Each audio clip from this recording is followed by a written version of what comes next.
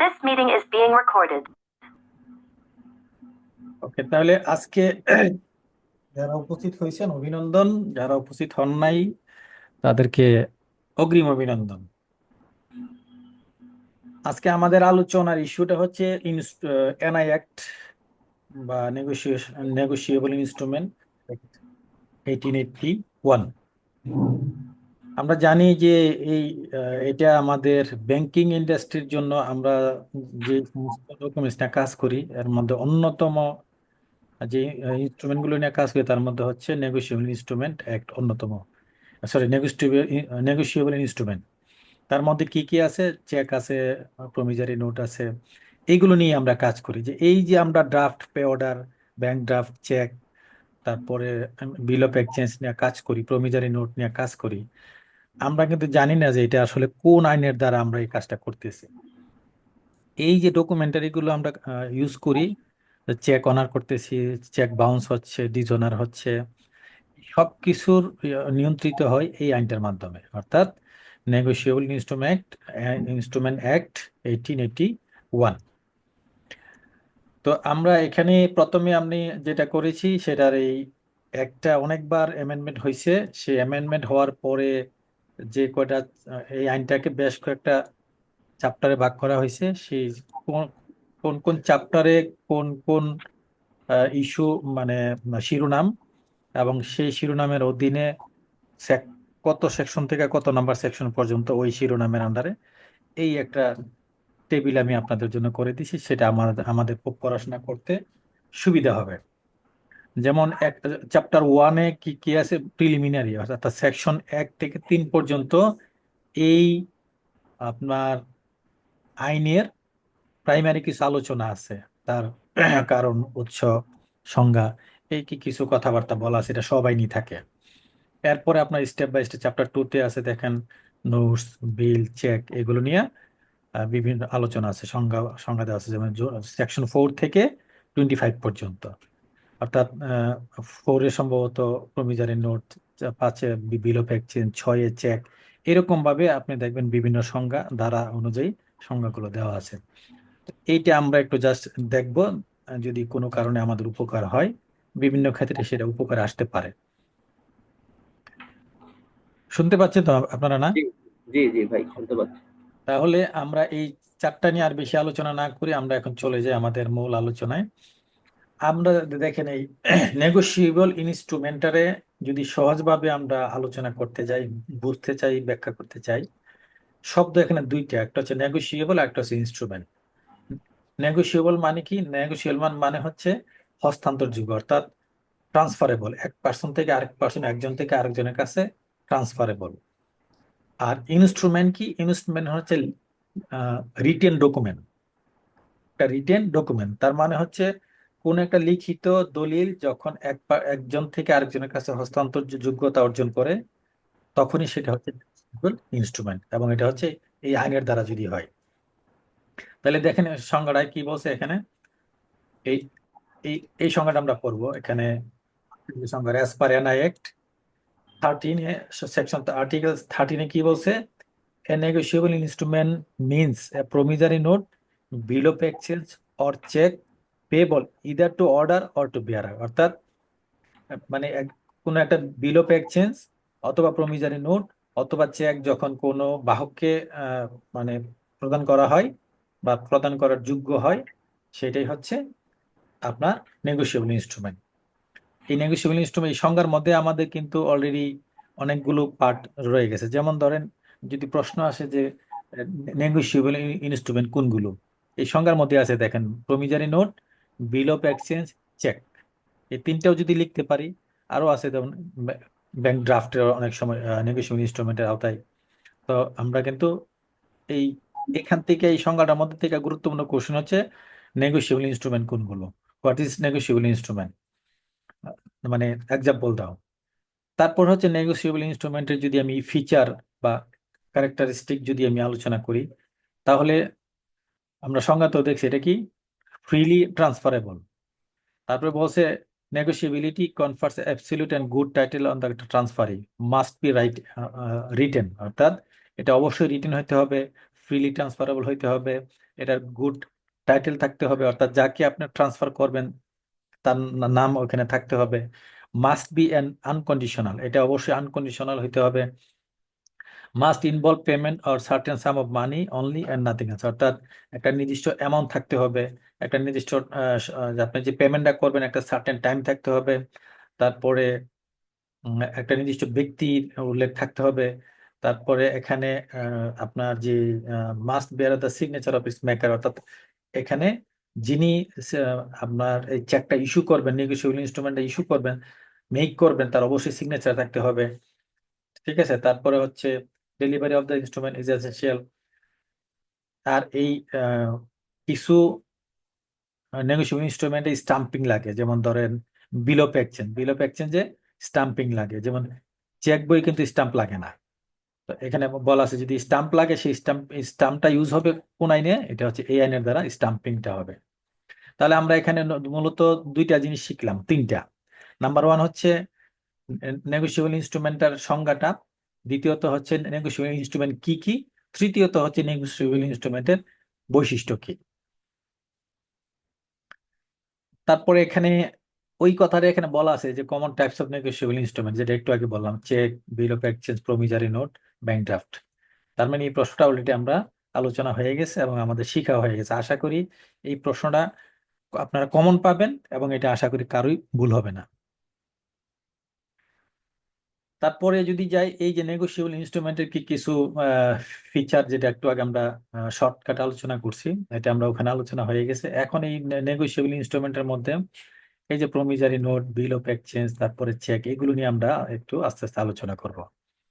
দেখেন, যদি আমরা প্রমিজারি নোট নিয়ে প্রথমে আলোচনা করি, promissory note is a written unconditional promise made by one party to pay a certain sum of money to another party. দেখেন সংজ্ঞাটা কিন্তু এখানে অনেক সুন্দর। সেটা বলছে কি, মানে এই সংজ্ঞার মধ্যে আমাদের সব কিছু আছে। বলছে একটা প্রমিজারি নোট একটা রিটেন হতে হবে, শর্তহীন হইতে হবে। শর্তহীন কি? শর্তহীন প্রমিস মানে হচ্ছে প্রতিজ্ঞা, প্রতিজ্ঞাবদ্ধ হওয়া কারোর সঙ্গে, অর্থাৎ একটা প্রতিজ্ঞাবদ্ধ রিটেন দলিল একজন কারো দ্বারা প্রস্তুতকৃত এবং একটা নির্দিষ্ট অ্যামাউন্ট অন্য কোনো ব্যক্তিকে প্রদান করার জন্য, এবং একটা নির্দিষ্ট এবং এটা স্পেসিফিক, এবং এই ইনস্ট্রুমেন্টটা প্রদান করার জন্য একটা স্পেসিফিক সময়ের জন্য নির্দিষ্ট টাইম থাকবে।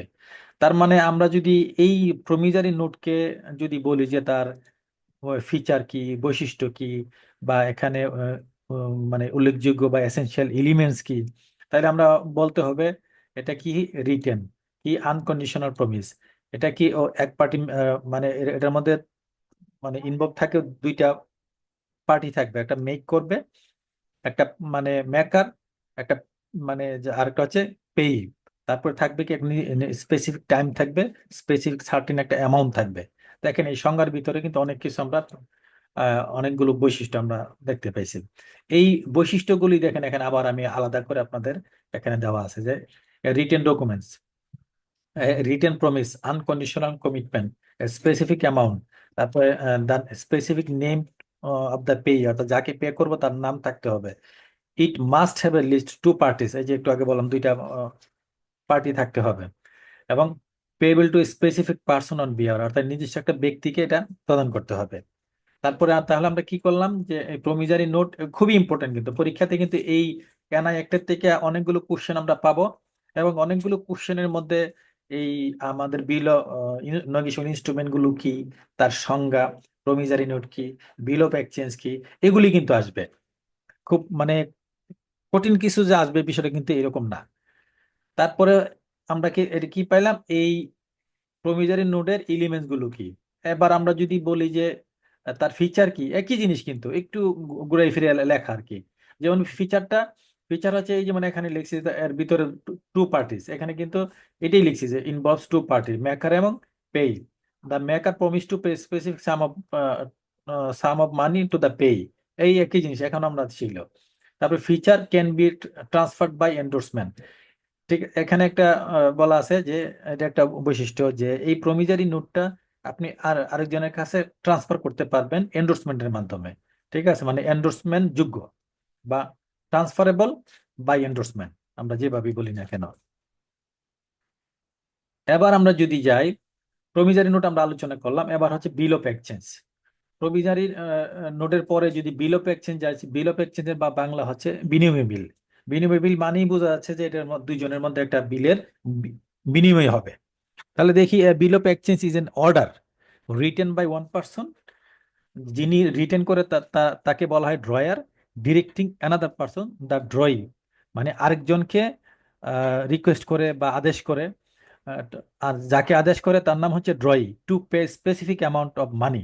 অর্থাৎ একটা নির্দিষ্ট পরিমাণ অ্যামাউন্ট পরিশোধের জন্য একজন ব্যক্তি আরেকজন ব্যক্তিকে যখন আদেশ প্রদান করে, তখন এইটাই হচ্ছে বিনিময় বিল। এবং এই যে টাকাটা প্রদান করে কাকে? একটা থার্ড পার্টিকে, এবং যাকে প্রদান করে তার নাম হচ্ছে পেই। তাহলে এখানে তিনটা পার্টি কিন্তু জড়িত। দেখেন, আপনি সংজ্ঞা থেকেই এই ফিচার কিন্তু আপনি খুঁজে খুঁজে বাইর করে ফেলতে পারতেছেন, এটার এলিমেন্টস গুলো আপনি খুঁজে খুঁজে বাইর করে ফেলতে পারতেছেন। তার মানে এখানে তিনটা পার্টি জড়িত, কে কে? ড্রয়ার, ড্রয়ি এবং পেই। এবং এটা একটা দুই রকম হতে পারে, অন ডিমান্ড অথবা ফিউচার ডেট। অর্থাৎ কোনো একটা নির্দিষ্ট সময়ের জন্য হইতে পারে, যে কোনো মুহূর্তে, একটা নির্দিষ্ট সময়ের যে কোনো মুহূর্তে, অথবা ফিউচার একটা নির্দিষ্ট ডেটে। বিল অফ এক্সচেঞ্জ মাস্ট ইনক্লুড, এই যে যেটা বললাম, এর ভিতরে কি কি থাকতে হবে, একটা বিল অফ এক্সচেঞ্জের বৈশিষ্ট্য কি কি থাকতে হবে, বা একটা বিল অফ এক্সচেঞ্জে কি কি জিনিস থাকলে এটা বিল অফ এক্সচেঞ্জ হবে, আদারওয়াইজ এটা বিল অফ এক্সচেঞ্জ হবে না। দ্য অর্ডার টু পে, এই যে একটু আগে এখানে সংজ্ঞাতে ছিল, একজন ব্যক্তি অর্ডার করবে by written. The amount to be paid, যে পরিমাণ অ্যামাউন্ট সেটা পেড করতে হবে। The name of the drawing নাম থাকতে হবে, এবং টাইম এবং প্লেসের, যে এটা টাকাটা যে পেইড করবে বা পেমেন্ট করবে, নির্দিষ্ট সময় এবং স্থানের কথা উল্লেখ থাকতে হবে। তাহলে আমরা এই যে ফিচার যেটা বললাম, এই যে three parties, drawer, drawee, payee, it is negotiable and can be transfer through endorsement. ওই আগেরটার মতো এটা একটা নেগোশিয়েবল ইনস্ট্রুমেন্ট, এবং আহ, এটা এন্ডোর্সমেন্টের মাধ্যমে এটা ট্রান্সফারেবল। তারপর বলছে commonly used in international trade. এটার একটা অন্যতম বৈশিষ্ট্য হলো এই বিনিময় বিলটা সচরাচর ইন্টারন্যাশনাল যে বাণিজ্য হয়, সেই বাণিজ্যের ক্ষেত্রে বা ব্যবসা হয়, সেই ক্ষেত্রে বায়ার এবং সেলারের মধ্যে এই বিনিময় বিলটা এক্সচেঞ্জ হয়ে থাকে। Payable on demand or at a fixed date, ওই আগেরটার মতো এটা একটা নির্দিষ্ট এটা ডিমান্ড অনুযায়ী পে হইতে পারে, অথবা একটা নির্দিষ্ট ফিউচার ডেটে একটা এই পেমেন্টটা হতে পারে। এবং পেমেন্টটা যদি ফিউচার ডেটে হয়, তার মানে যখন ডেটে হবে, এই ডেটে এটাকে বলা হয় ম্যাচুরিটি ডেট। তার মানে হচ্ছে payment at maturity. Stamping required, ওটা একটু আগে বলছিলাম যে চেকের মধ্যে স্টাম্পিং লাগে না, কিন্তু আপনার বিনিময় বিল বা বিল অফ এক্সচেঞ্জের মধ্যে stamping required. Payable on demand, আর এটা এই লাইনটা দুইবার হয়ে গেছে। মাস্ট বি ইন রাইটিং, ঠিক আছে। তাহলে সবগুলি কিন্তু রিটেন হইতে, অর্থাৎ এই এই আপনার এই যে promissory note written, bill of exchange written, এটার মধ্যে নির্দিষ্ট অ্যামাউন্ট থাকতে হবে। এটার মধ্যে দুইটা পক্ষ ছিল, এটার মধ্যে তিনটা পক্ষ। সো আমরা কিন্তু এই এখনই দেখেন, আমরা যতক্ষণ আলোচনা করলাম মোটামুটি কিন্তু প্রমিজারি নোট, বিল অফ এক্সচেঞ্জ, তারপর নেগোশিয়েবল ইনস্ট্রুমেন্ট, নেগোশিয়েবল ইনস্ট্রুমেন্ট, কোনগুলো নেগোশিয়েবল ইনস্ট্রুমেন্ট, আমরা কিন্তু মোটামুটি আলোচনায় চলে আসছে, এবং আশা করি আমাদের নলেজে মোটামুটি একটা ক্যাপচার হয়ে গেছে। এখন এখানে একটা এক্সাম্পল আছে, অর্থাৎ এক্সাম্পলটা একটু যদি আমরা একটু দেখি। Mister X draw a bill on mister Y for 3 months, টাকা 5 lakh, payable to mister Z on his order on 5th September. Mister has order mister Y to pay accepted, সেটা কেমন? অর্থাৎ এখানে ওই যে বিনিময় বিলটা, বিল অফ এক্সচেঞ্জটার একটা এক্সাম্পল দিয়েছে। বিল অফ এক্সচেঞ্জ, যে থার্ড পার্টি, দেখেন তিনটা পার্টি, মিস্টার এক্স ড্র করছে কার উপরে? মিস্টার ওয়াই এর উপরে, তার সে হচ্ছে ড্রয়ি। এবং সেটা কি বলছে, যে কাকে টাকাটা দিতে বলছে? মিস্টার জেডকে, তার মানে সে হচ্ছে পেই। টাকার পরিমাণ কত? 5 লাখ। কখন? Future date. তারপরে বলছে ফিক্সড ডেট একটা কবে দিয়ে দিছে? 5th September। তার মানে হচ্ছে এই যে এখানে আমরা যে বৈশিষ্ট্যগুলো বলছিলাম, সবগুলো বৈশিষ্ট্য কিন্তু এর ভিতরে বিদ্যমান। এরপরে এই বিলটা যখন করে, তখন অর্থাৎ ড্রয়ার যখন বিলটা করে যখন ড্রয়ের কাছে পাঠায়, সে তখন অ্যাকসেপ্টেড করতে হয়, ঠিক আছে। অর্থাৎ যার কাছে পাঠাবে সে বিলটা অ্যাকসেপ্ট করতে হয়, যখন অ্যাকসেপ্ট করে তখন দেখেন এই যে অ্যাকসেপ্টেড, ঠিক আছে। তো অ্যাকসেপ্টেড করার সময় সে আবার কিন্তু ইচ্ছা করলে একটা কন্ডিশনে দিতে পারে। যেমন ধরেন এখানে লেখছে 5th অফ সেপ্টেম্বর, এখানে অ্যাকসেপ্টেড লিখে লেখছে 7th অফ সেপ্টেম্বর, অর্থাৎ সে এই বিলটাকে অ্যাকসেপ্ট করছে কিন্তু সেপ্টেম্বরের 7 তারিখের জন্য। ওকে, আপনারা এগুলো একটু দেখলেই আশা করি। এবং আমি আজকে দুপুরের পর থেকে কিন্তু এই নোটটাই তৈরি করছি। হ্যাঁ, নোটটা অনেকভাবে এটা সেটা ওইটা সেটা আমি শুধু চিন্তা করি যে আমি আমার কাছে কিভাবে সহজ লাগে পড়তে, আমি ওইভাবে তৈরি করি। তো যাই হোক, এসেনশিয়াল এলিমেন্টস কার? এই বিল অফ এই বিল অফ এক্সচেঞ্জের এলিমেন্টস কিন্তু আমরা এখানেও পড়ছি, কি কি ইনক্লুড থাকতে হবে, ফিচারও পড়ছি। আলটিমেটলি এই দুইটা মিলিয়ে কিন্তু এলিমেন্ট, কি কি এলিমেন্ট ইয়ার ভিতরে একটা বিল অফ এক্সচেঞ্জের ভিতরে থাকতে হয়। এই যে ইনস্ট্রুমেন্ট রাইটিং, তারপরে ড্রয়ারের সাইন থাকতে হবে, ঠিক আছে, ড্রয়ের সম্মতি থাকতে হবে, আহ, ইত্যাদি ইত্যাদি। এখানে স্টাম্পিং থাকতে হবে। এখানে এই বৈশিষ্ট্যগুলি আমি এখানে তুলে দিছি যেন। আর এখানে ধরেন 2-3টা পয়েন্ট ছিল, আর এখানে আরো কয়েকটা পয়েন্ট আপনাদের জন্য আমি দিয়ে দিলাম যে একটু পড়লে যেন আমাদের মনে থাকে। এই হলো বিষয়। অর্থাৎ 10টা পয়েন্ট পড়লে পরীক্ষার ক্ষেত্রে 4টা পয়েন্ট বা 5টা পয়েন্ট স্মরণ থাকবে। কিন্তু যদি 6টা পয়েন্ট পড়ে যায় বা 5টা পয়েন্ট পড়ে যায়, তাহলে হয়তো বা স্মরণ নাও থাকতে পারে। হ্যাঁ, এই জন্য কেউ একজন মনে হয় ইয়েটা অন করা। আচ্ছা, ঠিক আছে। তারপরে দেখেন আমরা এরপরে কি করবো, চেক। ওই যে বললাম যে বিনিময় বিলগুলোর, সরি, নেগোশিয়েবল ইনস্ট্রুমেন্ট কি কি আছে। একটা হচ্ছে আপনার promissory note, bill of exchange, cheque. তাহলে এখন আমরা চলে আসলাম চেক, এবং এই এই জিনিসটা আমাদের সবার কাছে পরিচিত, খুব বেশি পরিচিত। আপনার ড্রয়ারে, আমার ড্রয়ারে কিন্তু চেক সবসময় অ্যাভেলেবেল থাকে। আমরা চেক ইস্যু করি, চেক উইথড্র করি, চেক আবার অনেক সময় বাউন্স হয়। ঠিক আছে। A check is a written order directing a bank to pay a specific amount of money from the drawer's account to the person named on the check, অর্থাৎ পেই। অর্থাৎ এটার মধ্যে দেখেন দুইটা পার্টি, কে কে বলছে, একটা হচ্ছে ড্রয়ার আর একটা হচ্ছে পেই। এই চেকটা কি? চেকটা হচ্ছে একটা written order to the bank.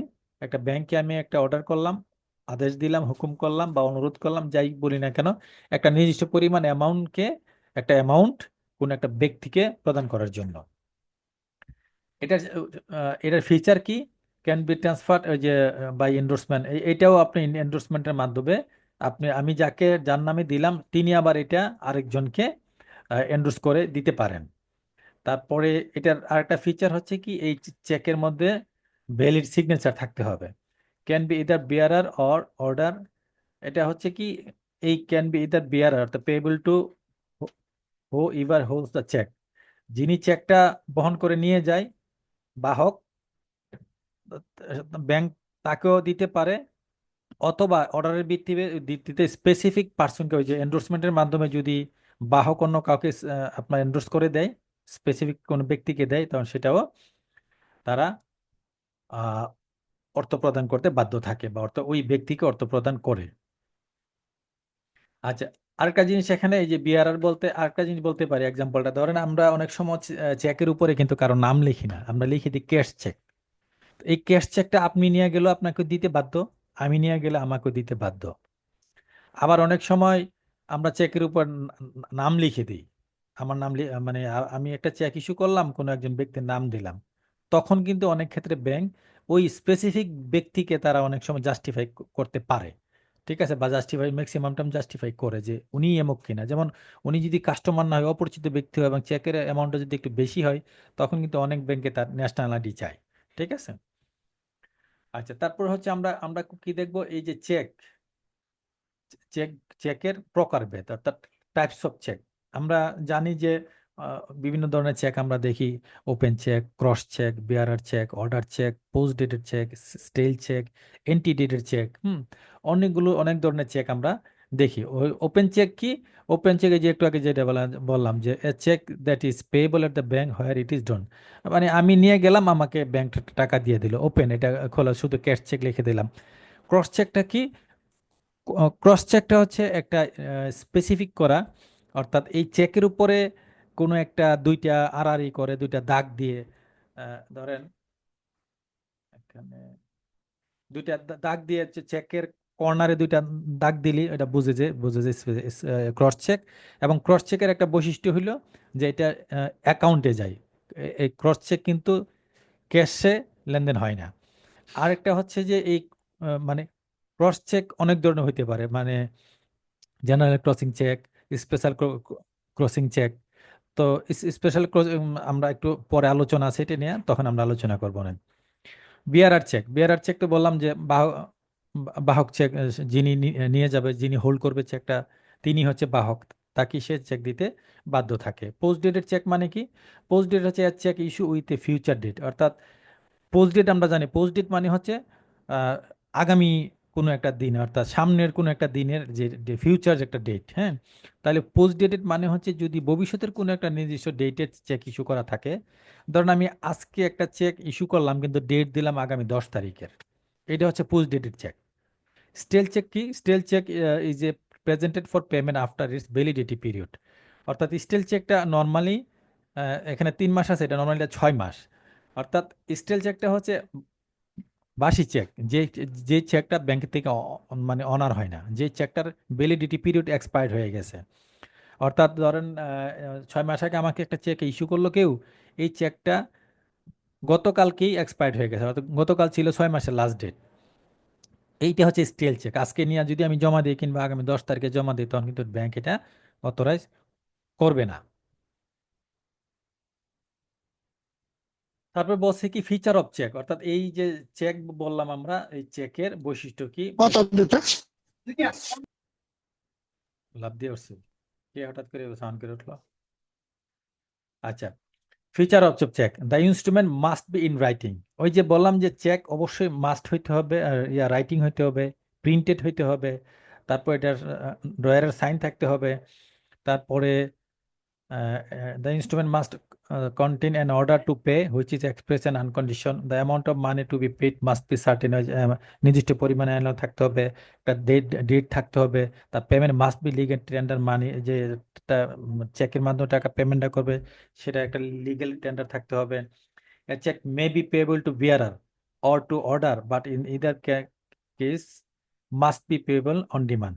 অর্থাৎ সেটা হুকুম চেক হোক, বাহক চেক হোক, অর্ডার চেক হোক, কিন্তু যখন সেটা ব্যাংকে উপস্থাপন করা হবে, যখন ব্যাংকে উপস্থাপন করা হবে, তখন সেটা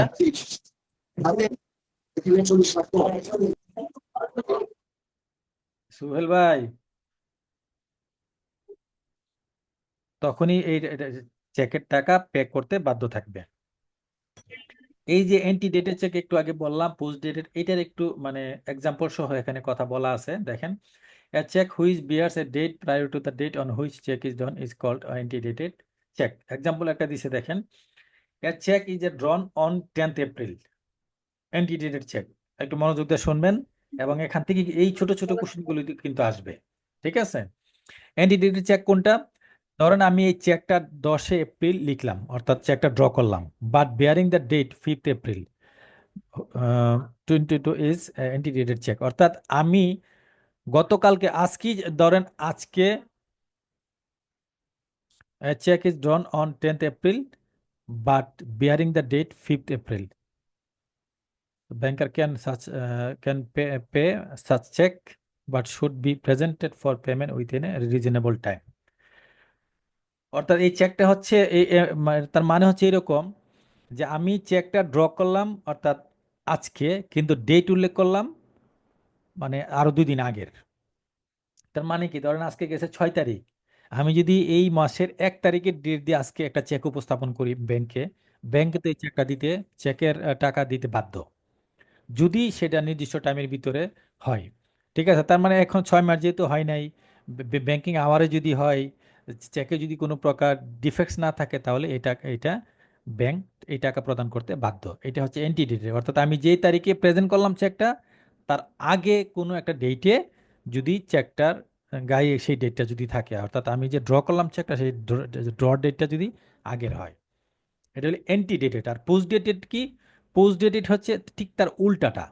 অর্থাৎ আমি আজকে চেকটা লিখলাম কিন্তু আজকে ডেট না দিয়ে আমি ভবিষ্যতের কোনো তারিখে লিখলাম, এবং সেটা আজকে যদি ব্যাংকে আমি উপস্থাপন করি, এটা কিন্তু তারা চেকের টাকা দিতে বাধ্য না, কিন্তু 8 ডেটের চেকটা কিন্তু আজকে দিতে বাধ্য, যেহেতু এটার ডেটটা টাইম ডিউরেশনের মধ্যে আছে। আর পোস্ট ডেট এটা কেন দিতে বাধ্য না? কারণ সেই ডেটই এখন আসে নাই, আমি যে তারিখের জন্য চেক ইস্যু করছি সেই তারিখই এখনো আসে নাই। আর স্টেল চেক কোনটা? স্টেল চেক হচ্ছে একটু আগে যেটা বলছি, যে কোনো চেক ইস্যু করার পরে যদি সেটা নির্দিষ্ট টাইম, যে 6 মাস যে পিরিয়ড আছে সেই পিরিয়ডটা যদি এক্সপায়ার্ড হয়ে যায়, ঠিক আছে, অর্থাৎ ওভার হয়ে যায়। আমি জানুয়ারি 1 তারিখে চেক ইস্যু করছি, জুনের 30 তারিখের ভিতরে সর্বোচ্চ আমি চেকটা উত্তোলন করতে পারবো, কিন্তু সেটা যদি আমি জুলাইয়ের 1 তারিখে যাই, তখন কিন্তু এই চেকটা হয়ে যায় স্টেল চেক। তাহলে আমরা যেটা পাইলাম অ্যান্টিডেটেড, পোস্ট ডেটেড এবং স্টেল চেক, খুবই খুবই গুরুত্বপূর্ণ জিনিস আমাদের এই পরীক্ষার জন্য, কারণ এই পরীক্ষায় কিন্তু প্রশ্ন যেহেতু ছোট ছোট প্রশ্ন আসবে, সো আমাদের এই জিনিসটা জানা প্রয়োজন, আবার এই এই এই জিনিসগুলো গুরুত্ব দেওয়া প্রয়োজন। তারপরে এই নেগোশিয়েবল ইনস্ট্রুমেন্টের যে কিছু বিষয় আছে, যেমন এন্ডোর্সমেন্ট, ট্রান্সফার, এগুলো নিয়ে আমরা এই এন্ডোর্সমেন্ট নিয়ে আমার পরবর্তীতে একটা স্লাইড আছে, ওইটা নিয়ে কথা বলবো। এখন আমরা চলে যাই হোল্ডার এবং হোল্ডার ইন ডিউ কোর্স, আরেক দুইটা জিনিস, যে দুইটা জিনিস খুবই গুরুত্বপূর্ণ জিনিস। আচ্ছা, হোল্ডার, হোল্ডার কি? A holder is a person in possession of a negotiable instrument that is payable either to him or to his order। অর্থাৎ হোল্ডার মানে কি? হোল্ডার হচ্ছে বাহক, অর্থাৎ আমার কাছে যার কাছে চেকটা থাকে সেই হচ্ছে হোল্ডার, ঠিক আছে। এই চেকের টাকাটা যদি আমার কাছে থাকে, ব্যাংক আমাকে দিতে বাধ্য, অথবা আমি যদি ব্যাংকে এন্ডোর্স করে কাউকে অর্ডার করি, ব্যাংকে অর্ডার করি যে এমকে দাও, মিস্টার এক্স কে দাও, মিস্টার ওয়াই কে দাও, তখন ব্যাংক ওই চেকটা তাকে দিতে বাধ্য। এখানে এই হোল্ডারের এখানে একটা গুরুত্বপূর্ণ জিনিস কিন্তু, যে হোল্ডার কোন ধারায় আলোচনা হয়েছে, হোল্ডারটা হচ্ছে সেকশন 8, আর হোল্ডার ইন ডিউ কোর্স হচ্ছে সেকশন 9। আর সেকশনগুলো আমরা দরকার আবার দেখবো, অনেক সময় হয়তো ভুল হইতে পারে, তাড়াহুড়া করে তোলা। এই হোল্ডারের কি মানে, হোল্ডার কে হইতে পারে? এখানে দেখেন তিনটা রিজন বলা আছে। A holder is a person. হোল্ডারটা কে? আরো আরো যদি আমরা একটু সংজ্ঞাটা যদি আরো সুন্দর করে লিখতে চাই, ওই উপরের সংজ্ঞাটা না লিখে আমরা এই নিচের এই যে বললাম যে হোল্ডার ইজ এ পার্সন, এই কথাটাও আমরা ইচ্ছা করলে লিখতে পারবো। কি লিখছে? A holder is a person who is entitle to possess the negotiable instrument in either on own name, অর্থাৎ তার নিজের নেম। এই যে এখানে যে কথাটা বলা আছে ইদার টু হিম, এটা এখানে বলছে হিজ ওন নেম। তারপর বলছে is legally entitle to receive the amount mention in the instrument, অর্থাৎ সে আইনগতভাবে তা এই নেগোশিয়েবল ইনস্ট্রুমেন্টে বা বিনিময় বিলে, চেকে, যেখানে ড্রাফটে যে টাকাটা উল্লেখ থাকে সেটা সে আইনগতভাবে সে পাওয়ার যোগ্য। ক্যান সু in their own name for recovery of the amount, অর্থাৎ ইচ্ছা করলে সে তার এটা যদি কোনো কারণে ইয়া হয়, সে সেই তার ন্যায্যটা টাকা মানে পেতে যদি কোনো প্রবলেম হয়, কোনো ডিফিসিট দেখা দেয়, ব্যাংক কর্তৃক কোনো অবহেলা দেখা দেয়, সেই ক্ষেত্রে সে তার নিজের নামে সে মামলাও করতে পারে, সে তার হয়ে মামলাও করতে পারে। তাহলে এখানে এই যে হোল্ডার, হোল্ডার এখানে একটা এক্সাম্পলও দেওয়া আছে।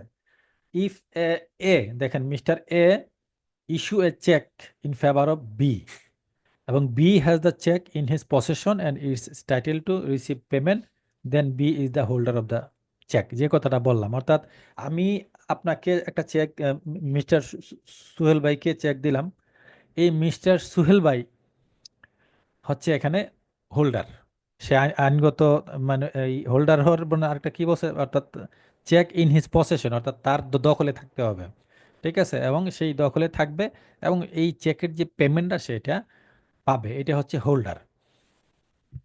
এই হোল্ডারের কিছু কি পয়েন্ট এখানে উল্লেখ করা আছে, এবং সেটা এখানে যে সংজ্ঞাগুলো বলছে, সংজ্ঞাগুলো থেকে নেওয়া 2-3টা কি পয়েন্ট এখানে আছে, এগুলো আপনারা একবার দেখলে আমার ধারণা পারবেন। এবং রাইটস অফ এ হোল্ডার, অর্থাৎ হোল্ডারের কি কি মানে অধিকার আছে, এটাও আমরা অলরেডি আলোচনা এখানে মানে আইনগতভাবে সে সে কি কি মানে অধিকার বহন করে, কি কি অধিকার পাওয়ার যোগ্য, এখানে আমরা অলরেডি আলোচনা করে ফেলছি।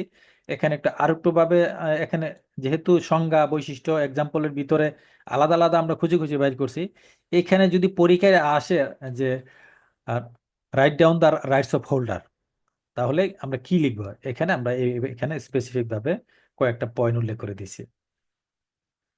এবার হলো holder in due course. Holder in due কোর্সটা কি ছিল দেখেন, এখানে দেখেন, এখানে হোল্ডারটা কি ছিল, মিস্টার এ মিস্টার বি কে একটা চেক দিছে এবং সেই চেকটা তার দখলে আছে, তাহলে বি হচ্ছে হোল্ডার।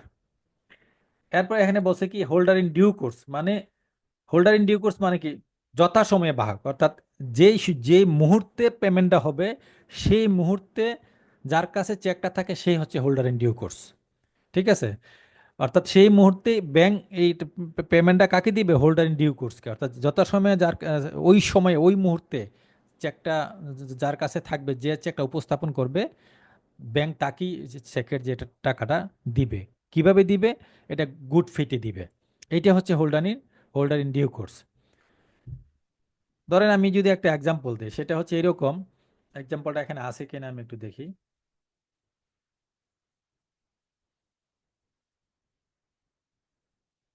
এই যে দেখেন এখানে এক্সাম্পলটা যদি আপনি দেখেন, suppose X issue a cheque to Y, অর্থাৎ mister Y endorse it to mister Z for value and Z receive it in good faith before the cheque is due. অর্থাৎ আমি ধরেন মিস্টার সুহেল ভাইকে আমি একটা চেক দিলাম। সুহেল ভাই কি করলো, সুহেল ভাই মিসেস ড্যাশ ড্যাশকে চেকটা দিল, আমি নামটা নাই বললাম, ঠিক আছে। মিসেস ড্যাশ কি করলো, সেটা গুড ফেথে চেকটা পাইলো, নিয়ে নিল, ঠিক আছে। এবং সে মানে এই চেকটা কখন নিল, মানে এই যে চেকের যে টাইমটা এখনো ডিউ আছে, সেই নির্দিষ্ট সময়টা এখনো আসে নাই। তাহলে এই মুহূর্তে চেকটা কিন্তু আমার চেক কাকে দিছি, সুহেল ভাইকে, সুহেল ভাই ড্যাশ ড্যাশ মিসেসকে দিল। এই মিসেস হচ্ছে এখন আপনার holder in due course. If Y had, অর্থাৎ Mr Suhel obtain the cheque fraudulently, এখানে উল্লেখযোগ্য একটা বিষয়, এই জন্য আমি এক্সাম্পলটা আছি।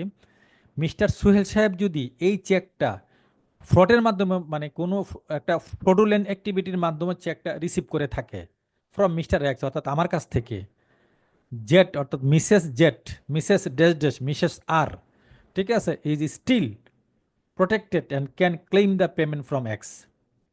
অর্থাৎ আমি যদি চেকটা কোনো একটা ফ্রড চেক ফ্রডুলেন্ট অ্যাক্টিভিটিসের মাধ্যমে সুহেল ভাইকে দেই, সুহেল ভাই যাকে দিল মিসেস আর কে, সে আর কিন্তু এই আইনগতভাবে তাকে প্রটেকশন দেওয়া আছে, এই টাকা সে পাওয়ার 100% অধিকার কার কাছ থেকে, আমার কাছ থেকে। কারণ মানে আমি চেক কিভাবে দিছি সেটা দেখার ইস্যু তার না। কারণ কি, সে এটা হোল্ডার ইন ডিউ কোর্সের বেলায় সে এটা আইনগত পাওয়ার অধিকার রাখে। এই হচ্ছে হোল্ডার ইন ডিউ কোর্স। তাহলে ওই যে আইনগত যে এক্সাম্পলটা বললাম, যে এই ফ্রডুলেন্টের মাধ্যমে যদি কোনো ইস্যু হয়, তাহলে আইন তাকে 100% প্রোটেকশন দিয়ে রাখছে। এটা কিন্তু এটা একটা উল্লেখযোগ্য বিষয়, এটা পরবর্তীতে আমরা দেখবেন আর অনেক জায়গায় পাবো। যেমন দেখেন এখানে বলছে a holder in due course is person. এই যে হোল্ডার ইন ডিউ কোর্সের সংখ্যাটা এখানে আবারও একটু অন্যভাবে দেওয়া আছে। A holder in due course is a person who possess a negotiable instrument for consideration, acquire the instrument before his maturity date, took the instrument in good faith without knowledge any defect. অর্থাৎ সে চেকটা receive করছে good ফেথে, কোনো ত্রুটি বিচ্যুতি সম্পর্কে তার কোনো আইডিয়া নাই, in the title of the person who transferred it. অর্থাৎ যার কাছ থেকে মিস্টার সুহেলের কাছ থেকে পাইছে, সে সুহেলের কাছ থেকে সে সরল বিশ্বাসে চেকটা ত্রুটি বিচ্যুতি বাহির ধারণার বাহিরে থেকে সে চেকটা রিসিভ করছে। সো উনি হচ্ছেন বা তিনি হচ্ছেন, মিসেস আর হচ্ছেন holder in due course.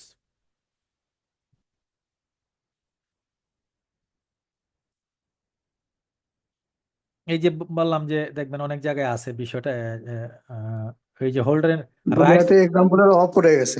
Rights and privilege of the holder in due course. ঠিক আছে, তো হোল্ডার ইন ডিউ কোর্স হচ্ছে দেখেন এখানে এক জায়গায় বলা আছে যে এই যে the defective of title the previous endorser if any will not adversely effect his rights. অর্থাৎ যদি পূর্বের যে অনুমোদনকারী গ্রাহক বা বাহক, তার যদি কোনো ত্রুটিও থাকে, সেই ক্ষেত্রেও এই আর এর চেক পাওয়ার 100% রাইট বহন করে। ভাই আর আর না বলে নামটাই বলে দেন। না মানে আমি তো এখানে এক্স ওয়াই জেড বলতেছি, বুঝেন নাই? আমি তো মানে প্রতীকী শব্দ উচ্চারণ করতেছি, আমার বেলায় তো আরই উচ্চারণ করছি, ঠিক না? যাক, আর তো কিন্তু রিপন। আচ্ছা যাই হোক, হ্যাঁ তো আমি তো আমার নামে উচ্চারণ করছি, আপনি কি মনে করছেন? তা আমিও সেটাই মনে করছি, তো ও তো ভালো আচ্ছা, করেই বলে। আচ্ছা ঠিক আছে। সোহেল রিপন ভাই, ভাইয়ের বড় ভাই। রিপন ভাই, হ্যাঁ, ঠাকুর ঘরে কে রে? আমি কলা খাই না। আমি কলা খাই না, আচ্ছা কোন আমি কি এই একবার না কিছু কইছি? কক্সবাজার। আমি তো হ্যাঁ, এটা আমার, কক্সবাজার থেকে কথা কয় কেন রে? আচ্ছা এখনো যায় নাই কক্সবাজার, গাড়িতে। বড় ভাইয়ের কথা মনে করে সোহেল ভাই সবসময়। হ্যাঁ আচ্ছা, তারপর দেখেন কি benefits of being a holder in due course, অর্থাৎ এই হোল্ডার ইন ডিউ কোর্সের বেনিফিট গুলো কি? মানে better title, free from defect, ওই যে একটু আগে বললাম যে তাকে 100% আইনগতভাবে ইয়া দেওয়া আছে। তারপরে সে রাইট টু সিউ, অর্থাৎ সে ইচ্ছা করলে সু করতে পারে, কি মামলা করতে পারে। প্রোটেকশন ফ্রম কন্ডিশনাল পেমেন্টস, অর্থাৎ আইনগতভাবে তাকে অনেক সহযোগিতা, রাইটস দেওয়া আছে। এখন আমরা দেখবো যে difference between holder and holder in due course, অর্থাৎ যদি দুই একটা পার্থক্য আসে, তাহলে হোল্ডার এবং হোল্ডার ডিউ কোর্সের এই যে পার্থক্যটা, দুই তিনটা পার্থক্য দেওয়া আছে এখানে সংক্ষিপ্ত আকারে। এটা একটু দেখলে আপনারা বুঝতে পারবেন। এটার আমি আলোচনা না করি, যে সংজ্ঞায় যা বলছি এতক্ষণ, যে যে বৈশিষ্ট্য বলছি সব এইগুলি একটু এখানে বলা আছে। এই holder and holder in due কোর্সের যদি উপসংখ্যারে আমি যাই, লাস্ট ওয়ার্ডে যাই, এইখানে দেখেন সহজ কথায় বলা আছে, holder has basic rights to process and claim payment. মানে হোল্ডারটা কে? এ হোল্ডার হচ্ছে বেসিক রাইটস, মানে হোল্ডারের একটা basic to process and claim payment, তার তার অধিকারে থাকবে এবং সে এটা পেমেন্টটা ক্লেম করতে পারবে। আর হোল্ডার ইন ডিউ কোর্সটা কি?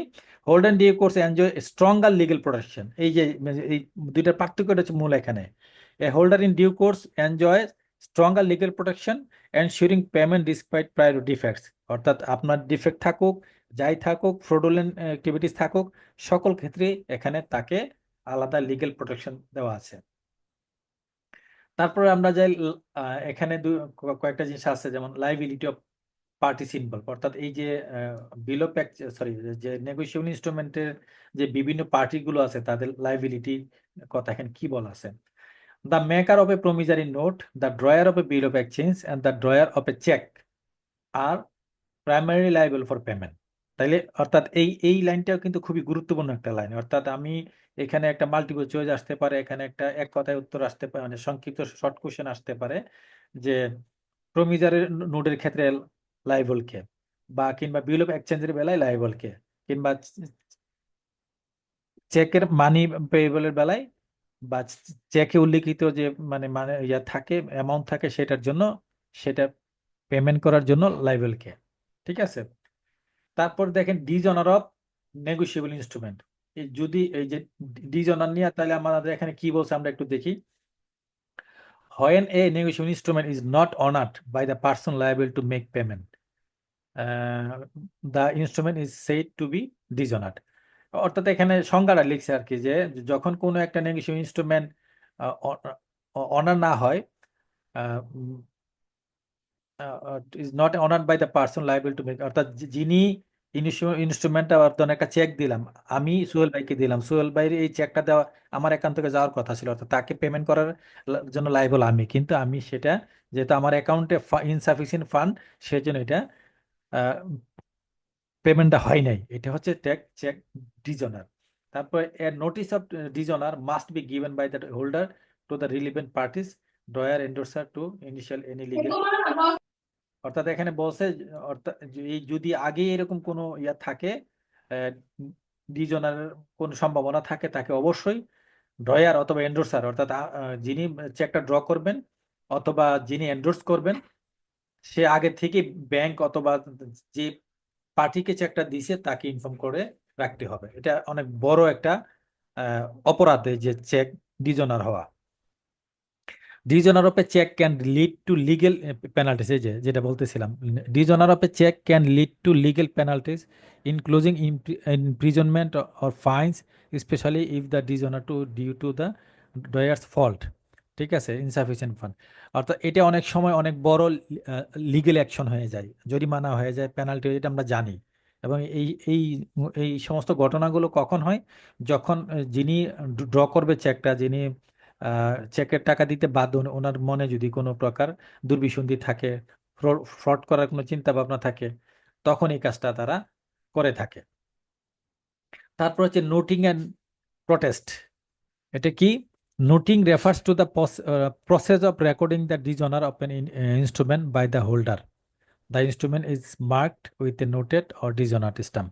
অর্থাৎ এটা হচ্ছে যদি কোনো চেক ডিজঅনার হয়, তখন হোল্ডার যখন এটাকে মার্ক করে রাখে, নোট করে রাখে, এটা ধরেন লিখলো নোটেড, অথবা একটা ব্র্যাকেট দিয়ে লেখো ডিজঅনার, হ্যাঁ, তো এটাকে বলা হয় আপনার নোটিং, এবং এটা কিন্তু স্টাম্পিং এর মাধ্যমে হয়। প্রটেস্ট, এই যে নোটিংটা হইলো, এই নোটিংটার মানে পরবর্তী কাজটা কি? পরবর্তী কাজটা হচ্ছে protest is the formal declaration made by notary public when a bill of exchange or promissory note is dishonoured. অর্থাৎ এই যখন কোনো বিল অফ এক্সচেঞ্জ কিংবা কোনো প্রমিজারি নোট আপনার ডিজঅনার হয়, তখন একজন নোটারির মাধ্যমে, নোটারি অ্যাডভোকেট বা লয়ারের মাধ্যমে এটাকে নোটারি করে এটাকে স্টাম্প মানে প্রটেস্ট করতে হয়। তার বিরুদ্ধে কোনো অ্যাকশন নেওয়ার জন্য, লিগ্যাল অ্যাকশন নেওয়ার জন্য এটাকে নোটারির মাধ্যমে এই মানে তৈরি করে এটাকে লিগ্যাল অ্যাকশনে যাওয়ার জন্য প্রটেস্ট করতে হয়। পেমেন্ট ইন ডিউ কোর্স, একটু আগে যেটা পড়ছিলাম যে হোল্ডার ইন ডিউ কোর্স, অর্থাৎ যখন পেমেন্ট হবে তখন চেকটা যার কাছে থাকে আইনগতভাবে তাকে যে টাকাটা মানে প্রদান করার জন্য ব্যাংক যখন বাধ্য থাকে, ওইটা ছিল কি হোল্ডার ইন ডিউ কোর্স, ওই সময় অর্থাৎ যথাসময়ে। আর ওই যথাসময়ে যখন যে পেমেন্টটা করে, সেই পেমেন্টটাকে বলা হয় পেমেন্ট ইন ডিউ কোর্স। তারপর আমরা দেখি এখানে কি বলছে দেখেন। এই যে সংজ্ঞা অনুযায়ী যদি আমরা যাই, মানে এক্সচেঞ্জ ইনস্ট্রুমেন্ট অ্যাক্ট অনুযায়ী, নেগোশিয়েশন ইনস্ট্রুমেন্ট অ্যাক্ট অনুযায়ী কি বলছে, সেকশন 10-এ কি বলছে? Payment in due course means payment in accordance with the upper tenor of the instrument in good faith and without negligence to any person in possession thereof under circumstances which do not afford a reasonable ground for believing that he is not entitled to receive payment of the amount thereof mentioned. অর্থাৎ আপনি যখন চেকটা নিয়ে যাবেন, তখন bank আপনাকে এই চেকটা উইদাউট এনি নেগলিজেন্সি, গুড ফেথে আপনাকে চেকের টাকা প্রদান করতে বাধ্য থাকবে, যদি এমন কোনো সন্দেহ করার এমন কোনো কারণ না থাকে যে এখানে কোনো ফ্রডুলেন্ট অ্যাক্টিভিটি আছে। তা না হলে আপনাকে এই টাকাটা দিতে তারা বাধ্য থাকবে, এবং এই যে আপনাকে টাকাটা তারা দিল, ব্যাংক দিল, সেটা হচ্ছে পেমেন্ট ইন ডিউ কোর্স। এই ক্ষেত্রে মানে পেমেন্ট ইন ডিউ কোর্সের বেলায় আমরা এখানে কি কি রিকোয়ারমেন্টস এখানে আছে, এটাও আমরা কিছু কয়েকটা পয়েন্ট সহজভাবে এখানে উপস্থাপন করা আছে। যেমন দেখি, payment must be in accordance with the, অর্থাৎ টেনর অফ দ্য ইনস্ট্রুমেন্ট, অর্থাৎ নির্দিষ্ট সময়ে এটা আপাতত নির্দিষ্ট সময়ে একটা এই টাকাটা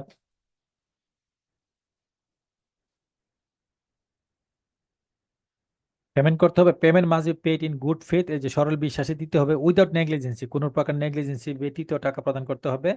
payment must be made to the holder of the instrument, ওই যে অফ দ্য ইনস্ট্রুমেন্টের ভিত্তিতে যে হোল্ডার, অর্থাৎ চেকটা যার কাছে থাকবে, যে চেকের হোল্ড করবে, যে বাহক, তাকে টাকাটা প্রদান করবে। Payment of force cheque is not a payment in due course, অর্থাৎ কোনো ফরজারির মাধ্যমে যখন কোনো চেক উপস্থাপিত হয়, সেটা পেমেন্ট ডিউ কোর্সের মধ্যে পড়ে না। এন্ডোর্সমেন্ট মাস্ট বি রেগুলার, মানে ওই এন্ডোর্সমেন্টটা রেগুলার থাকতে হবে, মানে নিয়ম মাফিক থাকতে হবে। Payment must be in banking hour, এবং এই যে আপনি যে চেকটা উপস্থাপন করবেন, সেই চেকের উপস্থাপনের পেমেন্ট, চেকের টাকাটা আপনাকে ব্যাংকিং আওয়ারেই প্রদান করতে হবে। ওই যে একটু আগে বলছিলাম যে এন্ডোর্সমেন্ট নিয়ে আমরা একটু পরে কথা আছে, অর্থাৎ এন্ডোর্সমেন্টটা একটু গুরুত্বপূর্ণ জিনিস, সেই জন্য আমরা এন্ডোর্সমেন্ট আলাদা করে নিয়ে আসছি।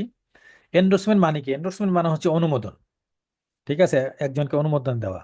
ওই যে আমরা দেখবেন অনেক সময় চেকের উল্টা পাশে এন্ডোর্সমেন্টের স্পেস আছে, ওখানে আপনি ইচ্ছা করলে অনেক কথা লিখতে পারেন, মানে অনুমোদন অনেক দেওয়ার আগে অনেক শর্ত টর্ত দিতে পারেন। তো যাই হোক, দেখি আমরা কি অনুমোদনটা কি। Endorsement refers to the act, যে আমি নীলকালি যেটা এটা পড়তেছি, endorsement refers to the act of signing or marking a negotiable instrument like a check, bill of exchange or promissory note, অর্থাৎ নেগোশিয়েবল ইনস্ট্রুমেন্ট গুলোর কে মার্কিং করা, সাইনিং করার একটা একে বোঝায়, in order to transfer the ownership or rights to another party. অর্থাৎ একজন ব্যক্তি যখন নেগোশিয়েবল ইনস্ট্রুমেন্ট যেগুলো আছে সেগুলোকে তার অনারশিপ, তার স্বত্বাধিকারী যখন আরেকজনকে হস্তান্তর করে, তখন এটা হচ্ছে endorsement. It essentially means that the holder of the instrument transfer their rights to another party. অর্থাৎ এটা মূল কথা হচ্ছে আপনার যে চেক বা বিনিময় বিল বা আপনার বিল অফ এক্সচেঞ্জ, অর্থাৎ নেগোশিয়েবল ইনস্ট্রুমেন্টগুলো আপনি এন্ডোর্সার যিনি এন্ডোর্স করবেন উনি কি করে তার অধিকারটা, স্বত্বাধিকারটা উনি আরেকজনকে প্রদান করে দেয়। কাকে প্রদান? এন্ডোর্সে। তারপরে এইখানেও কিন্তু একটা গুরুত্বপূর্ণ কিছু পয়েন্ট আছে, সেটা হচ্ছে এন্ডোর্সমেন্টের কোন কোন ডকুমেন্টস গুলো এন্ডোর্স করতে পারে। তাহলে বিল অফ এক্সচেঞ্জ, নেগোশিয়েবল, এক কথায় নেগোশিয়েবল ইনস্ট্রুমেন্ট, আর যদি একটু ব্যাখ্যা করি cheque, bill of exchange, promissory note. তারপর আরেকটা এখানে গুরুত্বপূর্ণ কথা আছে, যিনি স্বত্বাধিকার দান করেন, মানে স্বত্বাধিকার ট্রান্সফার, রাইট ট্রান্সফার করে বা ইনস্ট্রুমেন্ট এন্ডোর্স করে, তাকে কি বলা হয়? এন্ডোর্সার। আর যার কাছে যার নামে এন্ডোর্স করে দেয় কিংবা তার রাইটটা ট্রান্সফার করে দেয়, তার নাম হচ্ছে এন্ডোর্সি। এখানে এই হচ্ছে গুরুত্বপূর্ণ কয়েকটা জিনিস। এখন গুরুত্বপূর্ণ জিনিস হচ্ছে যে এই যে এন্ডোর্সমেন্ট, কি কি ধরনের এন্ডোর্সমেন্ট থাকে এবং এটা কোন ধারায়। এন্ডোর্সমেন্ট হচ্ছে সেকশন 17-তে, এবং এই এন্ডোর্সমেন্ট হচ্ছে বেশ কয়েক ধরনের। আমরা এখানে 4 ধরনের এন্ডোর্সমেন্ট এখানে লিখছি, আরো কয়েক ধরনের এন্ডোর্সমেন্ট এখানে আছে। হ্যাঁ, তো স্পেসিফিক আইনের 17-তে এই কয়টাই আছে। আমি বিভিন্ন বইয়ে দেখছি আরো কয়েকটা আছে, 6টা 7টাও আছে। যাই হোক, আমরা ওইগুলোতে না যাই। আমরা আপাতত যদি পড়ি এন্ডোর্সমেন্ট কি, এন্ডোর্সমেন্টের types of endorsement, blank endorsement, special endorsement, restrictive endorsement বা রেস্ট্রিক্টেড এন্ডোর্সমেন্ট, কন্ডিশনাল এন্ডোর্সমেন্ট। তাহলে আমরা নামের ভিতরে কিন্তু আমাদের এটা কি বোঝায় সেটা আমরা বুঝতে পারি। ব্ল্যাঙ্ক মানে কি? অর্থাৎ আমরা একটা উইদাউট কোনো কন্ডিশন ছাড়া যখন কোনো এন্ডোর্স করে দিই, যেমন তা লেখছে the pay science there name on the back of the instrument. অর্থাৎ আপনি দেখবেন ওই যে একটু আগে বললাম যে যে চেকের উল্টা পাই যে দেখেন এন্ডোর্সমেন্ট নামে একটা অপশনই আছে, একটা জায়গায় আছে, স্পেস আছে। এইখানে যদি আপনি it to be sent for to any party, ওখানে যদি যে কোনো ব্যক্তিকে আপনি এন্ডোর্স করে, সরাসরি এন্ডোর্স করে দিয়ে দেন, কোনো অনুমোদন দিয়ে দেন, সিগনেচার দিয়ে দেন, সেটা হচ্ছে ব্ল্যাঙ্ক এন্ডোর্সমেন্ট। স্পেশাল এন্ডোর্সমেন্ট কি? ওখানে দেওয়ার আগে যদি কোনো একটা শর্ত জোড়াই দেন, ঠিক আছে। আর এই যে যেমন লেখা the pay signs and specify the person, অর্থাৎ ফার্স্টটা কি ছিল, ওখানে আপনি শুধু সাইন করে দিলেন, আর সেকেন্ডটা হচ্ছে আপনি সাইন করলেন এবং নিজস্ব কোনো ব্যক্তির নাম লিখলেন। তারপর বলছে যে restrictive endorsement, the payee places a restriction on the instrument such as for deposit only. অর্থাৎ এই যে রেস্ট্রিকটিভ এন্ডোর্সমেন্টটা কি, আপনি একটা চেক দিলেন, চেকের উল্টা পাশে আপনি লিখলেন সিগনেচার দিয়া, আপনি লিখলেন যে ফর ডিপোজিট অনলি। তার মানে এই চেকটা সে ক্যাশে উত্তোলন করতে পারবে না, সে শুধু অন্য কোনো একটা অ্যাকাউন্টে সে চেকটা ডিপোজিট করতে পারবে। এটা হচ্ছে রেস্ট্রিকটিভ এন্ডোর্সমেন্ট। তারপরে বলছে যে কন্ডিশনাল এন্ডোর্সমেন্ট। কন্ডিশনাল এন্ডোর্সমেন্টটা কি? The endorsement includes A condition that must be mate before the endorsement can be transferred or paid. অর্থাৎ এমন একটা শর্ত জুড়াই দিল, সেটা ওখানে উল্লেখ থাকবে, ওই ওই শর্ত পূরণের আগ পর্যন্ত এই যে চেকের টাকা সে উইথড্র করতে পারবে না। এই হচ্ছে কন্ডিশনাল এন্ডোর্সমেন্ট। ধরেন এরকম একটা কন্ডিশন যদি এমন হইতে পারে, একদম ছোট্ট একটা কন্ডিশন দিল যে অপোজিটে সাইন দিয়ে দিল, আমার নাম লিখে দিয়ে বললো যে মাস্ট বি, আপনার টাকা উইথড্র করার আগে আমাকে আমার সঙ্গে ফোনে কথা বলতে হবে। তার মানে ওই যে টেলার, সে আগে আমাকে ফোন দিবে, ফোনে কথা বলবে, কথা বলে ওই লোকের সঙ্গে আমাকে ফোনে কথা বলাই দিবে, এই লোকই সেই লোক কিনা, তারপর সে টাকাটা পে করবে। তারপর হচ্ছে ফোর্স ইন্ডোর্সমেন্ট। মানে ফোর্স ইন্ডোর্সমেন্ট মানে কি? যদি কোনো মানে ভুয়া ইন্ডোর্সমেন্ট হয়। Force endorsement is one that is made without consent of the holder. অর্থাৎ যিনি হোল্ডার তার কনসেন্ট না নিয়েই কোনো একটা এন্ডোর্সমেন্ট করে দেওয়া, এটা হচ্ছে ভুয়া। এটা হচ্ছে 2 নম্বরে যেটা, এই মানে সেকশন 19 অনুযায়ী এই ফোর্স ইন্ডোর্সমেন্ট কি ইনভ্যালিড। এই ফোর্স ইন্ডোর্সমেন্টের মাধ্যমে কোনো প্রকার টাকা ট্রানজাকশন হয় না। এই ভ্যালিড এন্ডোর্সমেন্টের হইতে গেলে, এই যে আমি তখন এন্ডোর্সমেন্ট গুলো বললাম, এই এন্ডোর্সমেন্ট গুলো যদি আইনগত বৈধতা পাইতে হয়, সেটা যদি লিগেল প্রোটেকশন পাইতে হয় এবং সেটা যদি ভ্যালিড হইতে হয়, তাহলে আমাদের কি কি যোগ্যতা থাকতে হবে, কি কি মানে দিকগুলো অবশ্যই মেনটেন করতে হবে। It must be the negotiable instrument, অর্থাৎ এটা চেক অথবা বিল অথবা বিনিয়োগ প্রয়োজনীয় নোট হইতে হবে। The endorser must be made by the holder or a personal authorised by the holder, অর্থাৎ এখানে যাকে এন্ডোর্স করবে তার নাম লেখা থাকতে হবে। The endorsement must be signed by the holder endorse, তার এখানে সাইন থাকতে হবে। The if the endorsement is blank, অর্থাৎ ওই যে blank endorsement, the holder signature must be sufficient, অর্থাৎ এখানে তার হোল্ডারের সিগনেচার অবশ্যই এখানে বাধ্যতামূলক। এরপর কি বলছে দেখেন, নেগোশিয়েবল ইনস্ট্রুমেন্টের, আচ্ছা এটা হচ্ছে নেগোশিয়েবল ইনস্ট্রুমেন্টের কিছু অ্যামেন্ডমেন্ট হয়েছে। হ্যাঁ, অ্যামেন্ডমেন্ট গুলো আমরা জানি যে সে 1881 পরে নিশ্চয়ই মানে এত বছর পরে এটা স্টেপ মানে পার্ট এটা আপনার বিভিন্ন ভাবে অ্যামেন্ডমেন্ট হচ্ছে। যেমন একটা সময় যেই সমস্ত ডকুমেন্টস গুলোকে আপনার নেগোশিয়েবল ইনস্ট্রুমেন্টের আওতায় আনা হইতো না, ওইগুলো এখন অনেকগুলো নেগোশিয়েবল ইনস্ট্রুমেন্টের আওতায় আনা হয়েছে। কেন? মানে সময়ের সঙ্গে সঙ্গে যেহেতু আমরা আপডেট হচ্ছি, জগৎ আপডেট হচ্ছে, সময়ের সাথে সাথে অনেকগুলোকে তাকে নেগোশিয়েবল ইনস্ট্রুমেন্টের স্বীকৃতি দিতে হচ্ছে। ঠিক আছে, তারপরে হচ্ছে এই ইম্পর্টেন্ট প্রভিশন, এই এখানে 3টা প্রভিশন দেওয়া আছে। কি সেকশন 138-এ বলা আছে, deals with the offence of dishonouring a cheque and prescribed penalties for the drawer of a dishonoured cheque. এটা আমরা অলরেডি আলোচনা করছি ওখানে। হ্যাঁ, এটা অলরেডি আলোচনা করছি এবং এখানে এটাও আলোচনা করছি। তারপর আমি একটু বলি, সেটা হচ্ছে যদি প্রশ্ন একটা আসলো, ধরেন নাম্বার 5 কিংবা 4, যে নেগোশিয়েবল ইনস্ট্রুমেন্টের ক্যারেক্টারিস্টিক গুলো কি কি, যদি প্রশ্নটা একটু বড় আকারে আসলো, দেখেন আমরা মনে আছে কিনা আপনাদের, আমরা কিন্তু একদম ফার্স্ট পেজে, সেকেন্ড পেজেই প্রায় 8টা-10টা ওই সেন্টেন্স হিসাবে আমরা নেগোশিয়েবল ইনস্ট্রুমেন্টের বৈশিষ্ট্য উল্লেখ করে দিয়েছিলাম। এখানে যেমন ট্রান্সফারেবিলিটি, unconditional promise, specific amount, payable, এই কথাগুলো ওইখানে শুধু লাইন বাই লাইন লেখা ছিল।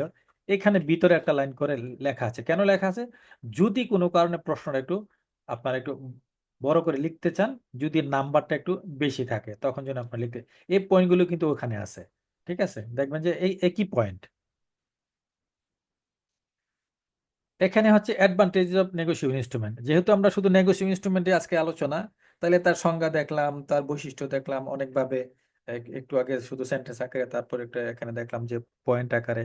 এরপরে মানে এই নেগোশিয়েবল ইনস্ট্রুমেন্টের অ্যাডভান্টেজেস গুলো কি বা বেনিফিট গুলো কি, অর্থাৎ এই লিকুইডিটি, সিকিউরিটি, এফিসিয়েন্সি, হ্যাঁ, এগুলো আমরা একটু শর্টকাট যেহেতু একটু দেখলেই আমরা আশা করি লিখতে পারবো। এই নেগোশিয়েবল ইনস্ট্রুমেন্টের একটা অন্যতম 2টা পার্টি আছে, একটা হচ্ছে কালেক্টিং ব্যাংক বা প্রেজেন্টিং ব্যাংক, আর একটা হচ্ছে যে পেইং ব্যাংক। তো আমি সম্ভবত পেইং ব্যাংকের ইয়াটা আনি নাই, আমি শুধু কালেক্টিভ ব্যাংকের কিছু স্ট্যাটুটরি প্রোটেকশন আইন দ্বারা যদি তারা মানে যদি কোনো কারণে কোনো চেকের ফ্রড হয়, ডিজঅনার হয়, অনেক একটি ঘটনা ঘটতে পারে, সেই ক্ষেত্রে একটা কালেক্টিং ব্যাংক কিংবা প্রেজেন্টিং ব্যাংক এনআই অ্যাক্টের মাধ্যমে তারা কি কি সুবিধা মানে আইনগত প্রোটেকশন পেতে পারে, এইটা আমার এখানে আমরা নিয়ে আসছি। এবং সেটা অর্থাৎ পেতে গেলে আমাদের কি কি কাজ করতে হবে, মানে কন্ডিশন গুলো কি, সহজ কথায় হচ্ছে কন্ডিশন গুলো কি কি, কন্ডিশন ফুলফিল করতে হবে। এখানে দেখেন সুন্দরভাবে লেখা আছে যে receives payment for customer only, receive payment of the cross check acts in good faith and without negligence. If it should be carefully noted that the protection is only available to the collecting banker when it acts as a minus agent to the principal customer and not the capacity of holder for value, that the collection must involve the cross check, that the collection has been done in good faith and without negligence. আমরা একটু আগে, অর্থাৎ আমরা কাস্টমারের কাছ থেকে only customer কাছ থেকেই আমরা চেক নিব, আর সরি আমরা পেমেন্ট নিব ফর কাস্টমার, এবং ক্রস চেক নিব, এবং গুড ফেইথ এবং উইদাউট নেগলিজেন্সির মাধ্যমে সেই সার্ভিসটা দিব। এই কাজগুলো যদি আমরা করি, তাহলে এই যদি এটা প্রমাণিত হয়, কেউ যদি আমাদের বিরুদ্ধে কমপ্লেইনও করে এবং এইগুলো যদি প্রমাণিত হয়, তখন আমরা আমাদের এনআই অ্যাক্টের মাধ্যমে সেই আইনগত প্রোটেকশনটা পাবো। এখানে একটু সংজ্ঞার আছে, দু একটা মানে পার্থক্য আমি দিছি, যেহেতু NI act, promissory note, bill of এক্সচেঞ্জের মধ্যে পার্থক্যটা কি, এটা একটু পড়লেই পারবেন। এবং চেক এবং বিল অফ এক্সচেঞ্জ, এটারও দু একটা পার্থক্য এখানে দেওয়া আছে, সেটাও এক দুইবার পড়লেই আপনারা পারবেন। যেহেতু আমরা বিল অফ এক্সচেঞ্জ পড়ছি, প্রমিসারি নোট পড়ছি, চেক পড়ছি, তিনটা জিনিসের আবারও যদি তিনটা জিনিসের সংজ্ঞাটা দেখেন, ফিচারটা দেখেন এবং এলিমেন্টস গুলো দেখেন, তাহলে দেখবেন যে পার্থক্য আমরাই লিখতে পারবো। অর্থাৎ এখানে জাস্ট এখানে দেওয়া মানে কি, পার্থক্যটা কিভাবে সাজাইতে হয় এটা যেন আমরা একটু বুঝতে পারি। আচ্ছা, তারপরে এই এনআই অ্যাক্টের অন্যতম একটা পার্ট হচ্ছে ম্যাটারিয়াল অল্টারেশন। ঠিক আছে, অর্থাৎ এই যে চেক বলেন বা নেগোশিয়েবল ইনস্ট্রুমেন্ট গুলো আছে, এগুলোর মধ্যে এই ম্যাটারিয়াল অল্টারেশন বলতে কি বোঝায়? Regarding material alteration, the concept is defined under section 124 of act. অর্থাৎ 124 নেগোশিয়েবল ইনস্ট্রুমেন্টের অ্যাক্টের 124 ধারা অনুযায়ী material alteration refers to any change made to A negotiable instrument that effects it's rights or liabilities. অর্থাৎ এটা এমন একটা পরিবর্তন, যে পরিবর্তনের মাধ্যমে যদি এই ইনস্ট্রুমেন্টের যে লাইবিলিটি, সেটা যদি কোনো কারণে চেঞ্জ হয়ে যায়, অর্থাৎ এটার অধিকারটা যদি বা রাইটসটা যদি চেঞ্জ হয়ে যায়। যেমন ধরেন আহ, কোনো একটা অ্যামাউন্ট চেঞ্জ করে ফেললেন, ঠিক আছে, কোনো একটা আহ, একটা ডেট চেঞ্জ করে ফেললেন, ঠিক আছে, সিগনেচার চেঞ্জ হয়ে গেল, তাহলে এইগুলো হচ্ছে ম্যাটারিয়াল অল্টারেশন। তাহলে এই ম্যাটারিয়াল অল্টারেশন যে কোশ্চেনটা, এটা খুবই গুরুত্বপূর্ণ একটা কোশ্চেন, যে প্রথমত হচ্ছে ম্যাটারিয়াল অল্টারেশনের সংজ্ঞা, দ্বিতীয় হচ্ছে কোন কোন গুলো ম্যাটারিয়াল অল্টারেশন, কোন কোন চেকের কোন কোন পরিবর্তন বা এডিট কোন কোন কারেকশন গুলো হচ্ছে আপনার ম্যাটারিয়াল অল্টারেশন। এই স্পেশালি এই তিনটা হচ্ছে ম্যাটারিয়াল অল্টারেশন। আশা করি যে তিনটা খুব সহজেই স্মরণ থাকবে আমাদের সবার।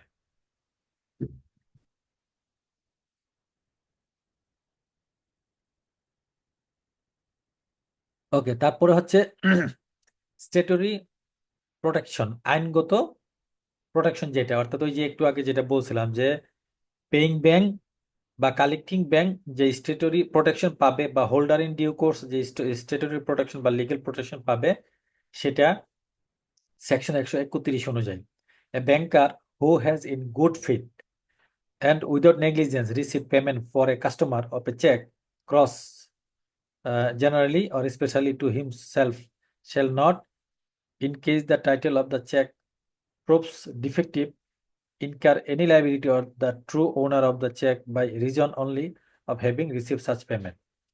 অর্থাৎ কি বলছে, যদি ধরেন কোনো একটা চেক হোল্ডার, যার মাধ্যমে হোক, যদি কোনোভাবে প্রমাণিত হয় যে চেকে ডিফেক্টিভ কোনো চেক আমাদের কাছে আসছে, সেই ক্ষেত্রে আমরা এই চেকটা যদি গুড ফেথে দিয়েও থাকি, কি বলছে, banker who has good faith and without negligence receive payment for a customer of a cheque cross generally or specially to himself shall not.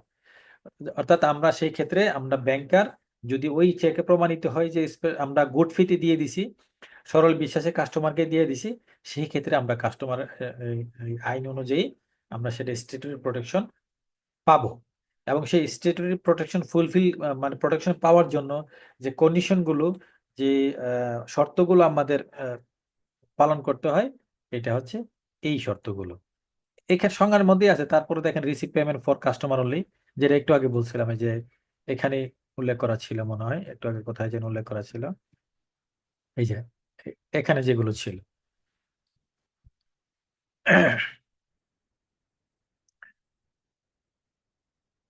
এই যে রিসিভ পেমেন্ট কাস্টমার অনলি, ধরেন এই যে যে একটা চেক রিসিভ করলাম, আপনার একটা চেক রিসিভ কাস্টমার অ্যাকাউন্টে গেল, অর্থাৎ আমি ব্যক্তিগতভাবে যদি কোনো সুবিধা বুক করি, ব্যক্তিগতভাবে অ্যাকাউন্টে যদি কোনো কোনো কারণে চেকটা নেগলে ট্রানজেকশনে, তাহলে কিন্তু আমরা সেই আইনগতভাবে সেই বৈধতাটা পাবো না, সে প্রোটেকশনটা আমাদের থাকবে না। এবং সেটা যদি কোনো ক্রস চেক হয়, আর আমরা সকল কাজই তো গুড ফেথে করি, এবং ব্যাংকাররা সকল ক্ষেত্রে উইদাউট নেগলিজেন্সির মাধ্যমে আমরা কাজ করে থাকি, কিছু কিছু ক্ষেত্রে হয়তো তার অন্যত্র হয়ে থাকে, সেটা হয়তো অনেক ক্ষেত্রে ইচ্ছার বাহিরে হয়ে থাকে। এবার গুরুত্বপূর্ণ জিনিস হচ্ছে ক্রস চেক। আমরা একটু আগে বলছিলাম open cheque, bearer cheque, order cheque, এখানে হচ্ছে ক্রস চেক। আমরা কি পড়ছিলাম ক্রস চেক? তখন বলছিলাম যে ক্রস চেক নিয়ে একটু আলোচনা আছে লাস্টে। ক্রস চেক হচ্ছে যদি কোনো চেকের মধ্যে স্পেশাল কোনো ইন্ডিকেশন দেওয়া থাকে, অর্থাৎ নর্মালি চেকের উপরের দিকে বাম পাশে দুইটা আড়াআড়ি চিহ্ন লাইন যখন টানা হয় সেটা হচ্ছে ক্রস চেক। এই ক্রস চেক নর্মালি দুই ধরনের। একটা হচ্ছে জেনারেল ক্রস চেক, যেটা যে কথাটা বললাম, অর্থাৎ বাম পাশে উপরের দিকে যখন দুইটা লাইন টানা হয় তখন সেটা হচ্ছে জেনারেল ক্রস চেক। এই চেকটাই যখন আবার উপরে আড়াআড়ি দুইটা লাইন টানার পরে যদি এখানে লিখে দেই অ্যাকাউন্ট পে, এখানে লিখে দেই একটা কারো নাম লিখে দিলাম, কোনো একটা কন্ডিশন যদি এখানে লিখে দেয় তখন সেটা হয়ে যায় স্পেশাল ক্রস চেক। এই হচ্ছে আমাদের আপনার নেগোশিয়েবল ইনস্ট্রুমেন্টের স্বল্প সময়ের কিছু ধারা, উপধারা, কিছু সংজ্ঞা, ডেফিনেশন, হ্যাঁ, এলিমেন্টস, কিছু ফিচার আমরা নিয়ে আসছি। তো এই যে আলোচনা করলাম, আমি চিন্তা করলাম যে এই আলোচনা থেকে কি কি কোশ্চেন হবে তার যদি একটা নমুনা আমরা দিতে পারি, আলোচনা করতে পারি, তাহলে মনে হয় আজকের আলোচনার আরো একটু ফ্রুটফুল হয়। এই জন্য আমি কয়েকটা কোশ্চেন আপনাদের জন্য উপস্থাপন করছি। তবে সবচেয়ে ভালো হইতো আনসারটা যদি আমি না দিতাম, তাহলে মনে হয় ভালো হইতো। যাই হোক, বুদ্ধিটা একটু আগে আসে নাই। আচ্ছা, যাই হোক, আমরা এখন শুরু করি। ধরেন আপনারা এখন যে কেউ স্পিকার অন করতে পারেন, সমস্যা নাই। আপনার আনসারটা না দেখে যদি আমার কথা শোনেন, what is the purpose of NI act 1881? অর্থাৎ এখানে বলছে যে এই নেগোশিয়েবল ইনস্ট্রুমেন্টের পারপাসটা কি, উদ্দেশ্যটা কি। তাহলে এখানে দেখেন এক লাইনে কিন্তু উত্তর দেওয়া আছে, ঠিক আছে। অর্থাৎ কি কি কোশ্চেন হইতে পারে এই এনআই অ্যাক্টের থেকে একটা নমুনা এখানে আমি দিয়ে দিছি। তারপরে কোশ্চেন দেখেন, what are the types of negotiable instrument, এই যে কি কি ধরনের নেগোশিয়েবল ইনস্ট্রুমেন্ট আছে, এটা আমরা কিন্তু জানি, promissory note, bill of exchange, cheque. দেখেন এই শর্ট কোশ্চেনগুলো, এবং এই কোশ্চেন, এই টাইপের কোশ্চেন কিন্তু পরীক্ষায় আসবে। জীবন ভাই, হুম। একটা কোশ্চেন হচ্ছে এখানে যে যে তিন ধরনের ইয়ে দেওয়া আছে এনায়েক্ট, হ্যাঁ, হ্যাঁ। কিন্তু কোথাও কোথাও যে আবার চার ধরনের দেওয়া, এই ওইটা কি দিব? না, হইতে পারে। এখানে আরেকটা আছে, ব্যাংক ড্রাফট। ব্যাংক ড্রাফট অথবা ওই যে ডিমান্ড ড্রাফট যেটা। হ্যাঁ, একই কথা। ডিমান্ড ড্রাফট এখন ইয়ার নেগোশিয়েবল ইনস্ট্রুমেন্টের আন্ডারে, এখানে লিখলে সমস্যা নাই। আচ্ছা, আরেকটা কোশ্চেন হইলো, এই যে এখানে যে ধারাগুলো দেওয়া আছে সেকশন, হ্যাঁ, হ্যাঁ। যেমন এখানে কিছু কিছু সেকশন দেওয়া আছে এত থেকে এত। না, এত এত থেকে এত, যেটা যেমন ধরো প্রমিজারি নোট, হুম হ্যাঁ, হুম হুম, এটা সম্ভবত 4, বিল অফ এক্সচেঞ্জ 5, চেক হচ্ছে 6। ঠিক আছে। হ্যাঁ, হ্যাঁ হ্যাঁ হ্যাঁ ওটা হ্যাঁ, মানে ওখানে স্পেসিফিক করতে হবে, এত থেকে যেমন এত হবে না। এই যে বিল অফ এক্সচেঞ্জের সেকশন 5 থেকে 12, এটা দিয়ে কি বোঝায় এটা মানে? এটা এটা 5 হবে, এটা 5 হবে। 5 হবে, আচ্ছা আচ্ছা, ঠিক আছে। ঠিক আছে, জি, থ্যাংক ইউ। ওকে। তার মানে হচ্ছে মহসিন সিরিয়াস। ওকে, অ্যাপ্রিসিয়েটেড। তারপরে প্রশ্নটা দেখেন, what is a negotiable instrument. এই যে নেগোশিয়েবল ইনস্ট্রুমেন্ট কি, ঠিক আছে। A negotiation instrument is a written document guaranteed payment of a specific amount of money either on demand or a specific time to the bearer or the specific person। দেখেন সংজ্ঞাটা কিন্তু এই সংজ্ঞাটা কিন্তু সুন্দর। তারপর বলছে what is mean by negotiability, অর্থাৎ এই নেগোশিয়েবিলিটিটা বলতে কি বোঝায়। তারপর বলছে যে what are the essential features of the negotiable instrument. এটা কিন্তু ছিল আমাদের একদম প্রথমেই, এই essential feature of the negotiable instrument. It should be writing, sign থাকতে হবে মেকার অথবা ড্রয়ারের, আনকন্ডিশনাল হইতে হবে, তারপর একটা সার্টেন অ্যামাউন্ট থাকতে হবে, একটা নির্দিষ্ট ডেট থাকতে হবে, হ্যাঁ, it must be payable order to bearer. ছিল না ফার্স্টের দিকে, একদম ফার্স্ট পেজে বা সেকেন্ড পেজে?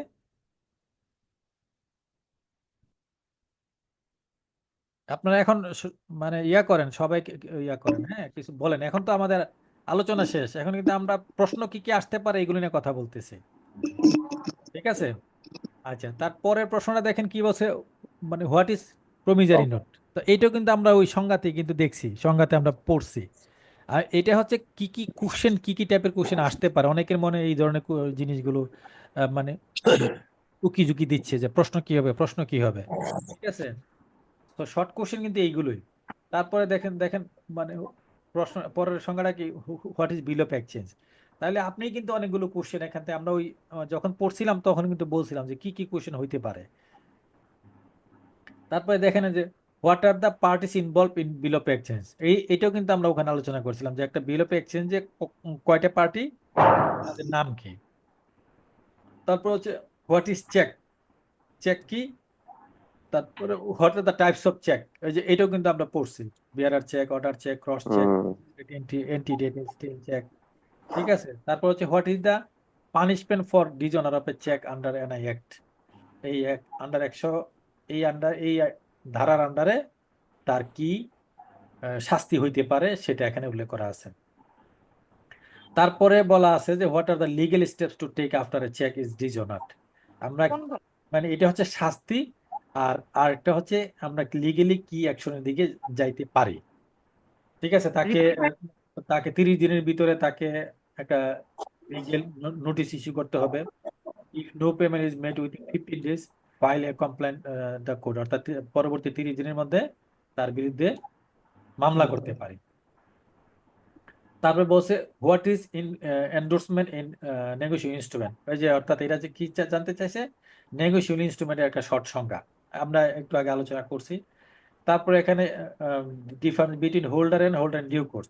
এখন ধরেন নাম্বার হচ্ছে 2 নাম্বার, আমি একটু আগে কিন্তু একটা পার্থক্য দিয়েছি, এক পেজের একটা 2-3টা কলাম করে, হ্যাঁ, টাইটেল গুলো লিখে। এখন আপনার প্রশ্নের নাম্বার হচ্ছে 2 নাম্বার, তাহলে কি আপনি ওই ছক করবেন? ছক করার দরকার আছে? টেবিল করার দরকার আছে? না। শুধু এই যে হোল্ডার বলতে কি বোঝায় আর হোল্ডার ইন ডিউ কোর্স বলতে কি বোঝায়, শেষ। তারপরে বলছে যে what is material alteration in a negotiation instrument, একটু আগে আলোচনা করলাম যে ম্যাটেরিয়াল অল্টারেশন বলতে কি বোঝায়, ঠিক আছে। তাহলে এটাও কিন্তু আমরা, তার মানে দেখছেন এখানে প্রায় 15-20টা কোশ্চেন কিন্তু আমরা ইজিলি বা আইডেন্টিফাই করতে পারছি যে বিগত আলোচনা থেকে আমাদের কি কি কোশ্চেন আসতে পারে, এবং যে কোশ্চেনগুলো আমি আলোচনার সময় বলছিলাম যে এই কোশ্চেনগুলো ইম্পর্টেন্ট, ঠিক আছে। তো নেগোশিয়েশন ইনস্ট্রুমেন্ট থেকে কিন্তু মোটামুটি আমরা একটা ভালো আইডিয়া আজকে ইয়ে করলাম। এখন যদি এমন হয় যে এমসিকিউ কোশ্চেন আসলো, ওকে, যে এই নেগোশিয়েশন ইনস্ট্রুমেন্ট থেকে কিছু এমসিকিউ কোশ্চেন দিল, তাহলে কি ধরনের কোশ্চেন হতে পারে? দেখেন 1 number, which of the following is not A negotiation instrument, অর্থাৎ এখানে অনেকগুলো দিয়ে বললো যে নিচের কোনটা নেগোশিয়েশন ইনস্ট্রুমেন্ট না। তাহলে দেখেন promissory, bill of exchange, cheque, fixed deposit, তাহলে আমরা ইজিলি বলতে পারতাছি যে ফিক্সড ডিপোজিট নেগোশিয়েশন ইনস্ট্রুমেন্ট না, ওকে। তারপরে এখানে ধরেন এই কোশ্চেনটা আবার অন্যভাবে দিল কি, যে বললো যে which of the following is a negotiation instrument, তাহলে এখানে শুধু একটা নেগোশিয়েশন ইনস্ট্রুমেন্ট নাম দিল, ধরেন দিল শুধু চেক, আর বাকি দিল ফিক্সড ডিপোজিট, বাকি দিল ডিপিএস, ঠিক আছে, বাকি দিল ধরেন অন্য কোনো একটা নাম দিল। তাইলে এখানে যেটা মানে থাকবে আমাদেরকে ওইটা আইডেন্টিফাই করতে হবে। তারপর এখানে বলছে যে which section the NI act define negotiation instrument act. আমার মনে আছে প্রথম পৃষ্ঠাতে নেগোশিয়েশন ইনস্ট্রুমেন্ট অ্যাক্টের সংজ্ঞাটা কোন ধারায় আমরা ওখানে একটা উল্লেখ করা ছিল, এই যে 30, অর্থাৎ নেগোশিয়েবল ইনস্ট্রুমেন্টটা এই অ্যাক্টের কোন সেকশনে সংজ্ঞাটা আছে। তারপর বলছে যে এ প্রমিজারি নোট মাস্ট বি, অর্থাৎ এখানে যে 4টা পয়েন্ট বলা আছে, 4টা দেওয়া আছে, এর মধ্যে কোনটা প্রমিজারি নোটের মধ্যে থাকতে হবে। তার মধ্যে কি বলছে, এটা unconditional. Which primary liable on a promissory note, মানে প্রাথমিকভাবে এই প্রমিজারি নোটের জন্য কে লাইবেল। ওই যে একটা কোশ্চেন ছিল যে লাইবিলিটি, মানে কার লাইবিলিটি, মানে প্রমিজারি নোটের বেলায় কে লাইবল, চেক ইস্যুর বেলায় কে লাইবল, তারপরে আপনার বিনিময় বিল অফ এক্সচেঞ্জের বেলায় কে লাইবল। তাহলে যেহেতু এটা প্রমিজারি নোট, তাহলে সেটা হচ্ছে মেকার। এর cheque is valid for how many months, এটা আমরা জানি, এইটা 6 মান্থ হবে, ঠিক আছে, এটা হচ্ছে 6 এটা মান্থ। ভাই রিপন ভাই, হ্যাঁ। আমরা ইয়ে তো এনা এক তো ধরেন আপনার আমাদের অ্যামেন্ডমেন্ট হয়েছে, বাংলাদেশের কনটেক্সট হলো 6 মান্থ, আর এনা একটা অরিজিনাল ইয়েটা হইলো আপনি 3 মান্থ। এটা বুঝছি, এই জন্য আমি 6 মান্থ বলতেছি বারবার, এই জন্য আমি কারেকশন করতেছি, বাংলাদেশে 6 মান্থ, ঠিক আছে।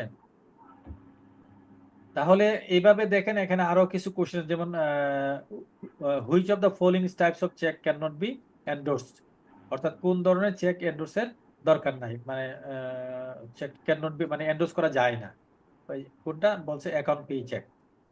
এর bill of exchange is drawn by, এই যে বিল অফ এক্সচেঞ্জ মানে ড্রন বাই কে, অর্থাৎ বিল অফ এক্সচেঞ্জের যে আমাদের যে আলোচনা ছিল ওইখানে দেখবেন 3টা পয়েন্ট আছে, একটা হচ্ছে ডেটর, ক্রেডিটর, একটা হচ্ছে আপনার বেনিফিশিয়ারি বা পেই, অর্থাৎ সে চেকটা আপনার এই যে বিনিময় বিল অফ এক্সচেঞ্জটা কে ইস্যু করে, অর্থাৎ এই যে বিলটা লিখে কে, যে টাকা পাবে সে তো অর্ডার করে কাকে, যে টাকাটা দিবে, অর্থাৎ ডেটর। এখানে বলা আছে যে ডেটরটা হচ্ছে যিনি চেকে অনুমোদন করবে, অনুমোদন দিবে, সিগনেচার করবে। করার পরে এই যে বিল অফ এক্সচেঞ্জটা একটা থার্ড পার্টিকে দেওয়া হয় এই কোনো একটা বিজনেসের বিল পরিশোধের জন্য। The person who makes a promissory note is called the maker. এটা তো আগে মনে ছিল নাকি, ডাবল এলো কিনা, যাই হোক। তাহলে আমরা এই যে এমসিকিউ কোশ্চেন আমরা যেটা পাইলাম, 10টা কোশ্চেন আমরা এখানে পাইলাম, এবং প্রায় 14, 15, 16টা আমরা শর্ট কোশ্চেন পাইলাম। আশা করি এই যেই কোশ্চেনগুলো আমরা পড়ছি এর ভিতর থেকেই হয়তো বা ভাগ্য ভালো হলে এর ভিতর থেকে অনেকগুলো কোশ্চেন চলে আসতে পারে, আমাদের যদি কয়েক নাম্বার থাকে, 5 নাম্বার 7 নাম্বার, এর ভিতর থেকেই হয়তো বা চলে আসতে পারে।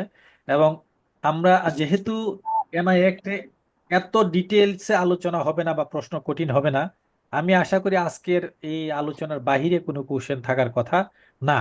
তারপরেও আপনারা এইগুলো দেখবেন, আপনাদের যদি আরো কিছু থাকে আপনাদের সংগ্রহে, ওইগুলো আপনারা একটু দেখবেন। তবে দেখতে যাইয়া আমার আমার একটা অনুরোধ থাকবে, দেখতে যাইয়া মাথা নষ্ট করার দরকার নাই, মাথা আওলানোর দরকার নাই, হাই হুতাশের দরকার নাই।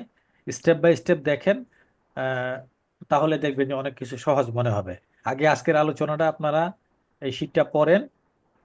আমি লেকচারটা আবার যেহেতু আমি রেকর্ড করে রাখছি,